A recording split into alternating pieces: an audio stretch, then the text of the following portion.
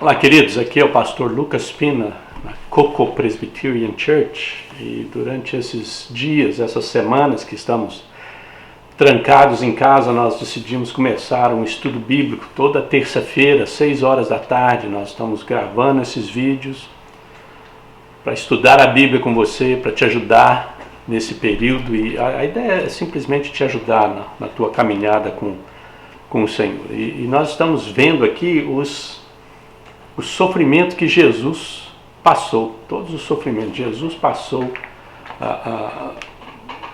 5 sofrimentos, quer dizer, passou mais, intensos, extremamente doloridos, nós vimos isso, estamos vendo isso, mas a ideia desses sofrimentos é que eles, de alguma forma,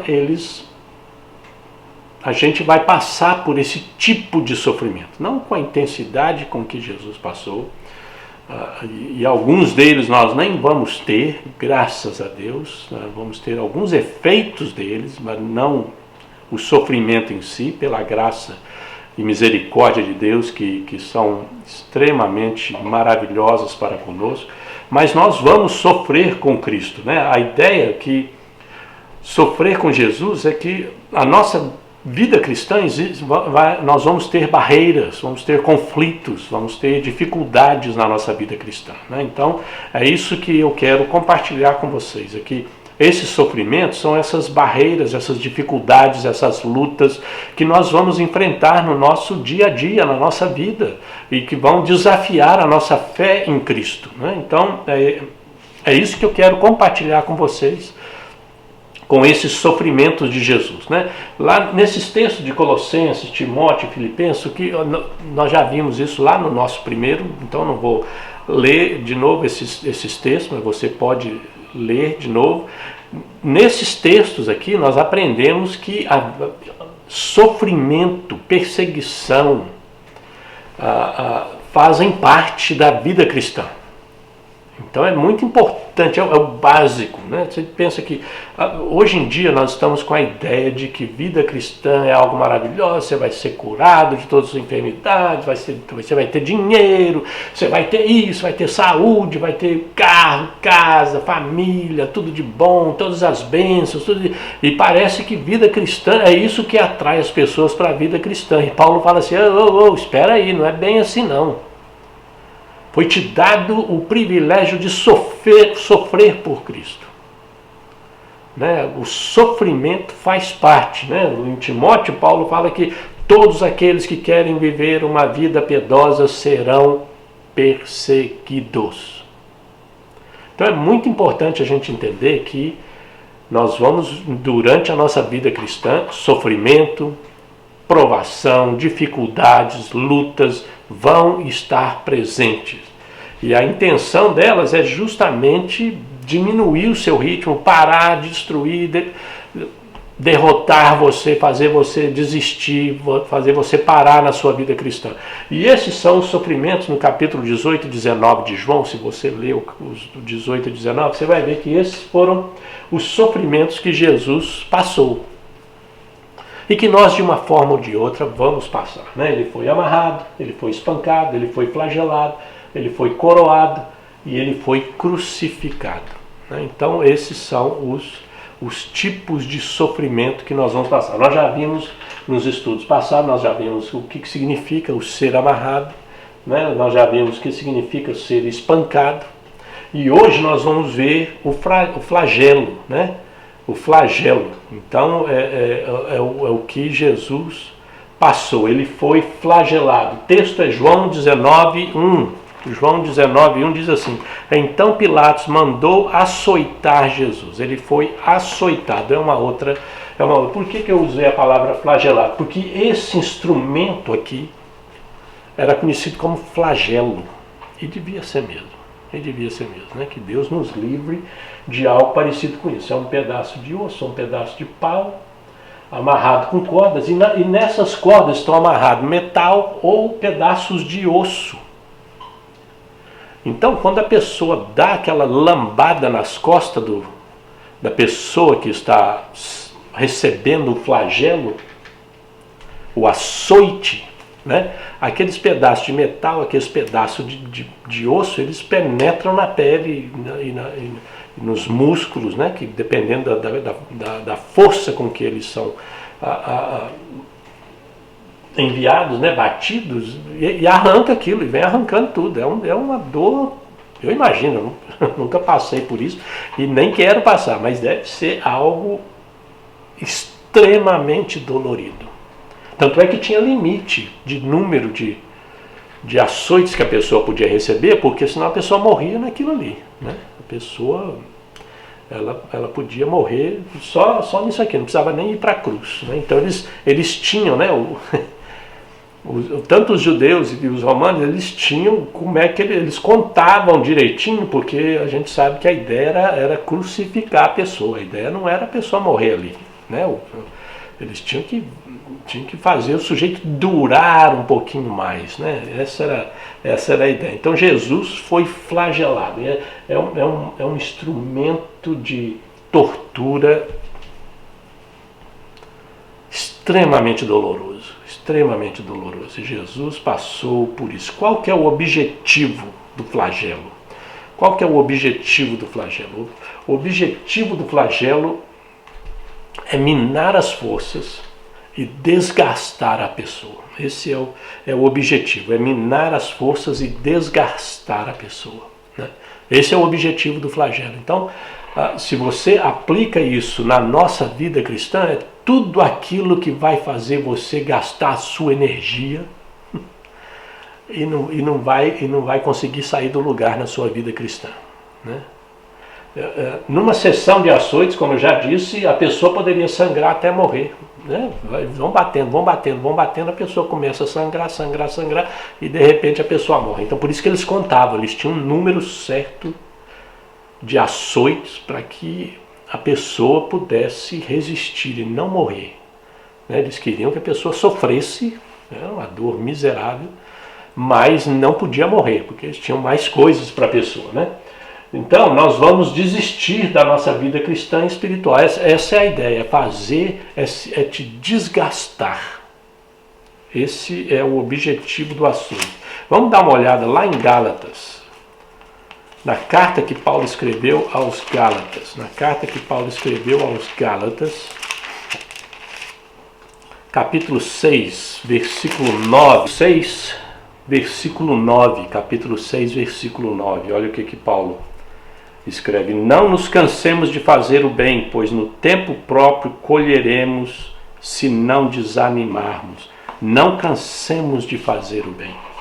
Não cansemos de fazer o bem. Não vamos desistir de fazer o bem. Essa é a ideia que Paulo está falando aqui para os Gálatas, para eles não desistirem, não desanimarem, não ficarem desgastados de fazer coisas boas. Então, por quê? Porque o objetivo do flagelo era justamente desgastar, minar as forças, as energias. A pessoa não tem mais...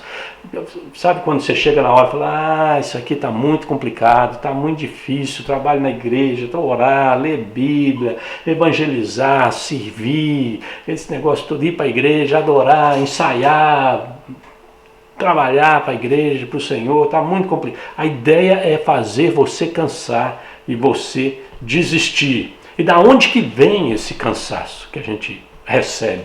Da onde que vem esse flagelo na nossa vida? Esse flagelo tem duas direções. Ele vem de duas direções, ou derivação. Eles se derivam de duas coisas, de duas direções diferentes. Uma, os romanos. Os romanos representam o mundo, as pessoas e as coisas fora da igreja. Então, pessoas fora da igreja vão dar um cansaço na gente e nós vamos querer desanimar de tudo, né? Eu trabalho, escola, tantas coisas, né? Que tá lá fora, né? Televisão, filme, jogos, né? Você cansa, tem que viajar, tem que fazer isso, e tem que trabalhar, aí acaba cansando e não tem energia para fazer as coisas de Deus. O outro, os judeus, né? Os judeus aqui representam as pessoas religiosas, né? A segunda carta de Paulo aos Coríntios, no capítulo 11, olha o que Paulo escreveu aos Coríntios, no capítulo 11, versículo 23 e 25. 11, 23 até o 25. Olha o que Paulo escreveu para eles. São eles servos de Cristo? Estou fora de mim para falar desta forma. Eu ainda mais. Trabalhei muito mais, fui encarcerado muitas vezes, fui açoitado mais severamente, exposto à morte repetidas vezes. 5 vezes recebi dos judeus 39 açoites. Aí você vê o número que eles contavam, né? 40 era o máximo, eles punham 39 para a pessoa não morrer. Para falar assim, não, nós vamos ter certeza que a pessoa não morre. 3 vezes fui golpeado com varas, 1 vez apedrejado, 3 vezes sofri naufrágio, passei uma noite e um dia exposto à fúria do mar. E Paulo vai contando o que ele passou por isso, né? Quer dizer, são flagelos no sentido de que são ataques contra a nossa vida que vêm não só de fora da igreja, mas muitas vezes vêm de dentro da igreja, né? A intenção é fazer você cansar, né? Cansar, desistir, parar. Quer saber de uma coisa? Cansei. Isso é o grupo de louvor que não dá certo, é o som que não dá certo, é isso que não dá certo, é o culto que não dá certo, é a escola dominical, é as crianças que não ajudam, os pais das crianças que não... Cansei. E aí você tem trabalho, você tem um monte de coisa fora da igreja e pronto, o pessoal vai juntando as coisas, né? Você vai sendo açoitado, flagelado, de tal ponto que você começa a pensar que, mas vale a pena isso tudo? Vale a pena? Você cansa. E como é que a gente pode resistir a isso? Essa é a grande pergunta que nós temos que fazer nesse momento do nosso estudo. Como é que nós conseguimos resistir a esses flagelos que nós recebemos na nossa vida? Na tua vida cristã, querido, tenha certeza, se você está querendo servir a Deus, se você está querendo levar Deus a sério, a palavra dele a sério, servi-lo na igreja, servir a igreja,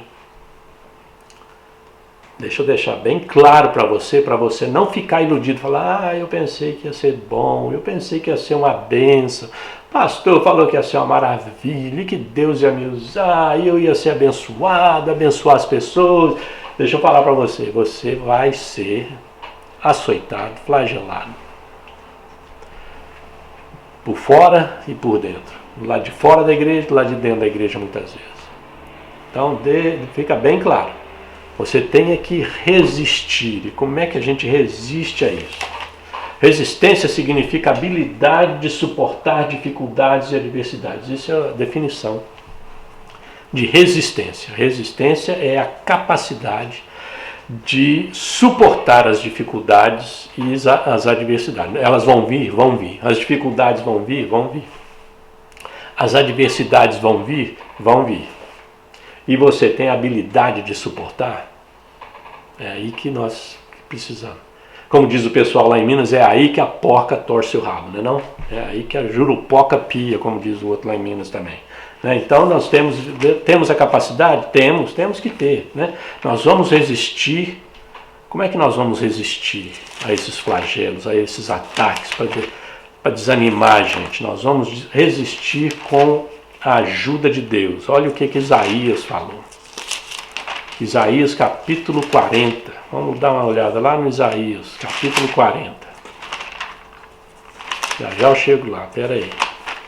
47, estou chegando. Isaías 40, versículo 28 a 31. Isaías 40, 28 a 31. Olha o que Isaías escreveu. Será que você não sabe, nunca ouviu falar? O Senhor é o Deus eterno, o Criador de toda a terra. Ele não se cansa nem fica exausto. Sua sabedoria é insondável. Ele fortalece o cansado e dá grande vigor ao que está sem forças. Até os jovens se cansam e ficam exaustos, e os moços tropeçam e caem. Mas aqueles que esperam no Senhor renovam as suas forças, voam alto como águias, correm e não ficam exaustos, andam e não se cansam. Aqueles que se renovam aqueles que esperam no Senhor. Então o Senhor é que vai nos ajudar. O Senhor é que vai nos ajudar nessa hora. Nessas horas, quando nós somos flagelados, somos açoitados, bombardeados para desistir, as nossas energias estão totalmente drenadas, estamos no último fiozinho. É Deus que vai nos renovar, é Deus que vai nos ajudar nesses momentos de luta que todos nós passamos de vez em quando. Mateus 11, 28, olha o que Jesus diz, 11, 28 a 30. 11, 28 a 30. Venham a mim, esse é Jesus falando, venham a mim todos os que estão cansados e sobrecarregados, e eu lhes darei descanso. Tomem sobre vocês o meu jugo e aprendam de mim, pois sou manso e humilde de coração, e vocês encontrarão descanso para as suas almas, pois o meu jugo é suave e o meu fardo é leve. Venham a mim todos que estão cansados. Querido, nós vamos resistir. Nós temos como resistir com a ajuda de Deus. Com a ajuda de Deus. É Deus que vai nos capacitar. É Deus que vai nos habilitar a suportar essas dificuldades. E essas adversidades que todos nós vamos enfrentar na nossa vida cristã, no nosso ministério cristão. Todos nós. Todos nós. Não importa a intensidade. Você talvez não vai passar o que Paulo passou. Que Deus te abençoe, que Deus nos abençoe para não passar. Mas nós vamos enfrentar essas dificuldades, e essas dificuldades vão tentar secar a nossa energia, destruir a nossa energia, sugar a nossa energia para servir o Senhor. E nós temos, Deus vai nos ajudar a resistir, mas não é só Deus não. Nós vamos resistir com a ajuda do povo de Deus. Com a ajuda do povo de Deus. É muito interessante, não é só Deus não. É o povo de Deus que vai nos ajudar nesses momentos difíceis que nós todos vamos passar. Olha o que Isaías diz no capítulo 50, versículo 4. 50, versículo 4. O soberano, o Senhor, deu-me uma língua instruída para conhecer a palavra que sustém o exausto. Ele me acorda manhã após manhã. Desperta meu ouvido para escutar como alguém que está sendo ensinado. O Senhor me deu uma língua instruída para conhecer a palavra que sustenta o exausto. Alguns de nós vão encontrar esse tipo de gente na nossa caminhada cristã. Pessoas que receberam de Deus uma palavra para falar para a gente quando nós estamos exaustos, cansados. Uma palavra que vai nos animar, uma palavra que vai nos edificar, uma palavra que vai nos fortalecer quando parece que não temos mais saída, estamos pronto para dar um chute no pau da barraca, a coisa está feia e de repente um irmão, uma irmã liga, manda um e-mail, encontra com a gente e dá uma palavra para nos levantar. É o povo de Deus. E se você for lá em Tessalonicenses, na primeira carta de Paulo aos Tessalonicenses, 1 Tessalonicenses, capítulo 5, versículo 14, olha o que ele fala, olha o que Paulo fala. Exortamos vocês, irmãos, a que advirtam os ociosos, confortem os desanimados, auxiliem os fracos, sejam pacientes para com todos. Ele está falando isso para a igreja. Fala, auxiliem os fracos, confortem os desanimados. Confortem os desanimados, auxiliem os fracos. É o povo de Deus reagindo, fazendo algo. É você, muitas vezes Deus vai usar você. Você vai reconhecer, você vai ver um irmão, uma irmã que está desanimando, está quase largando tudo. Você vai dar uma ligada, você vai mandar um e-mail, você vai conversar com a pessoa, marcar um encontro, tomar um café. Não sei como é que você vai fazer. Mas Deus vai mover você para ajudar aquela pessoa, para fortalecer aquela pessoa. Não é para pôr a pessoa para baixo, não. Para levantar aquela pessoa, para edificar aquela pessoa, para fortalecer aquela pessoa.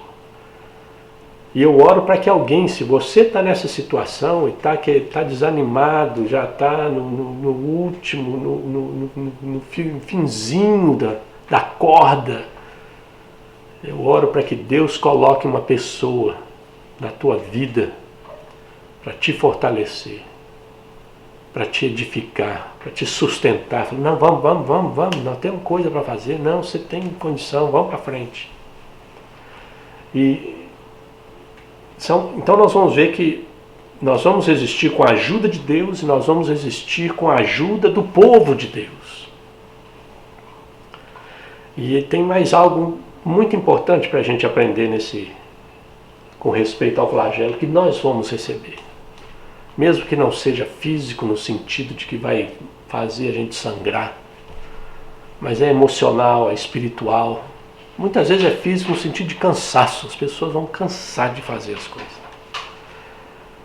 A Bíblia diz que nós vamos ser frutíferos durante esse período.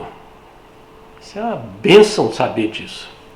Que mesmo quando nós estamos já no limite da nossa energia, das nossas forças, nós não estamos aguentando mais, Deus promete que mesmo naquele limite, nós ainda vamos ser uma bênção na vida das pessoas. Essa esperança que alegra o coração, Olha o que Paulo diz no capítulo 15 da primeira carta aos Coríntios. Capítulo 15 da primeira carta aos Coríntios, versículo 58.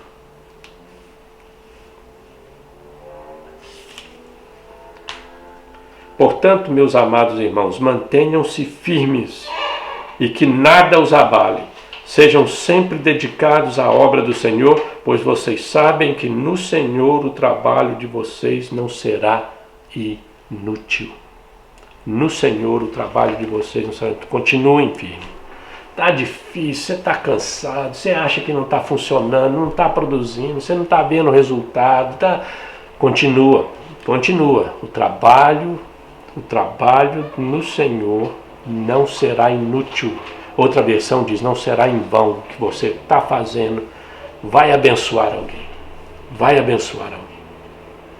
Continua. Você está cansado? Continua. Fica firme. Aguenta firme. Talvez você tenha que mudar alguma coisa aqui, mudar outra coisa ali, se disciplinar melhor, arrumar gente para te ajudar no que você tem que fazer. Continua firme. Que Deus vai abençoar pessoas através de você. E tem mais um texto lá em Atos 16. Dá uma olhadinha lá em Atos, capítulo 16. Versículo 16 a 34. É uma história muito bonita. Atos 16 a 34. É Paulo e Silas na prisão. Não é? Eles estão na prisão. Estavam pregando o Evangelho, foram presos. Né? E olha o que acontece. Certo dia, indo para o lugar de oração, encontramos uma escrava que tinha um espírito pelo qual predizia o futuro. Ela ganhava muito dinheiro para os seus senhores com as adivinhações. Essa moça seguia a Paulo e a nós gritando: estes homens são servos do Deus Altíssimo e lhes anunciam o caminho da salvação. Ela continuou fazendo isso por muitos dias.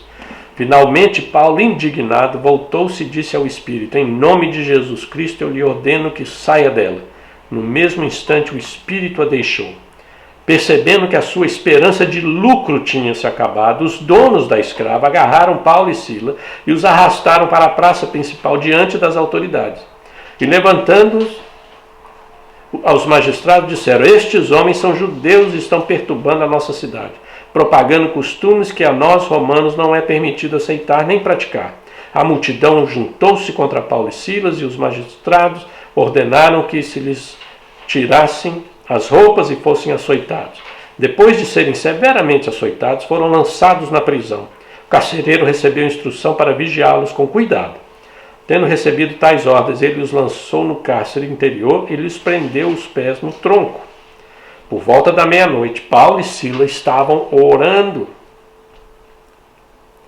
e cantando hinos a Deus. Os outros presos os ouviam. De repente houve um terremoto tão violento que os alicerces da prisão foram abalados.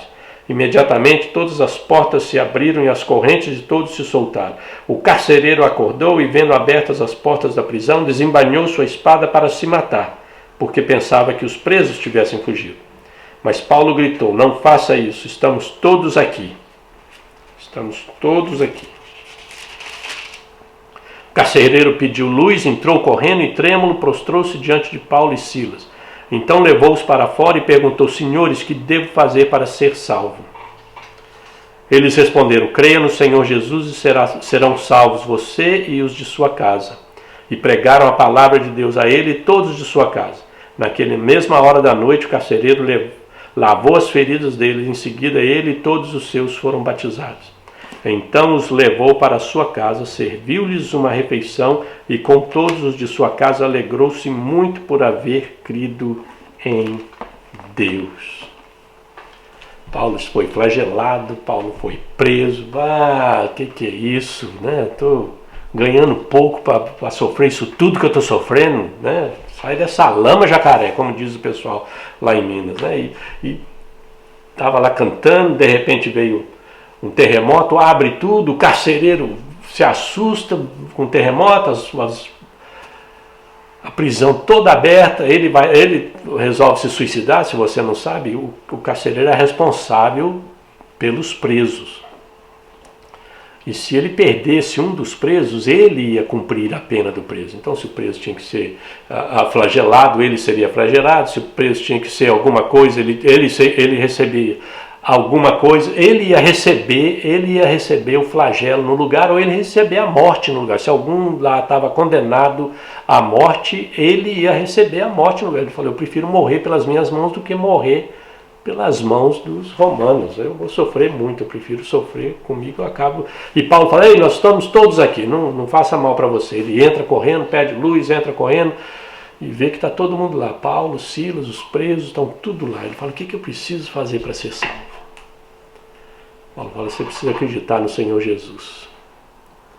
Se você acreditar no Senhor Jesus, você vai ser salvo e toda a sua casa. E naquela hora da noite ele lava as feridas do Paulo, ouve a palavra, é batizado com toda a sua família. Eu imagino, porque aquele homem era um homem que não só tomava conta dos presos, mas ele executava o que o preso merecia, que tinha que passar, o sofrimento, todo, né, os açoites.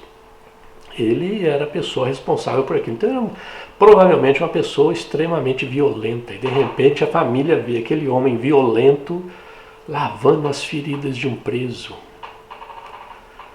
por causa que ele ouviu falar de Deus, de Jesus. E a família provavelmente fala: se esse Jesus consegue transformar a vida do meu pai, do meu marido desta forma, nós queremos esse Jesus na nossa vida também.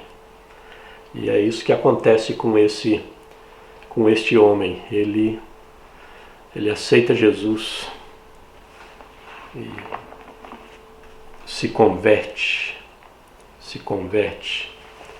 Mas é o trabalho, é o fruto que Paulo e Silas produziram no meio do sofrimento deles, no meio do flagelo deles. No meio da luta, eles estavam cansados, tinham apanhado, ainda achavam força para cantar.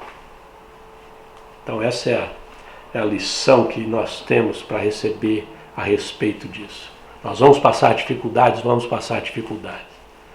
mas Deus vai cuidar da gente, Deus vai nos fortalecer, a igreja do Senhor, pessoas da igreja vão nos fortalecer e nos ajudar nos momentos quando nós estivermos fraquejando no ministério, na vida cristã, e nos ajudar, mesmo naqueles momentos, a produzir fruto para o reino de Deus, E é isso que eu espero que você consiga fazer, meu irmão, minha irmã. Que Deus continue te abençoando e te usando na obra dele, não importa o quão cansado você esteja. Vamos orar? Pai, nós pedimos que o Senhor abençoe cada pessoa que está assistindo esse vídeo e dê graça e fortaleça E use essas pessoas, Senhor, mesmo através do cansaço dela, do desânimo delas, Senhor. Que o Senhor possa fortalecê-las, que o Senhor possa enviar irmãos e irmãs para fortalecê-los e que eles possam se tornar frutíferos no meio desses momentos difíceis que eles estão passando. Abençoa cada um deles e usa cada um deles. Nós oramos no nome de Jesus. Amém. Deus te abençoe, querido. Semana que vem a gente volta com mais um estudo sobre sofrendo com Cristo, tá bom? Um grande abraço para você.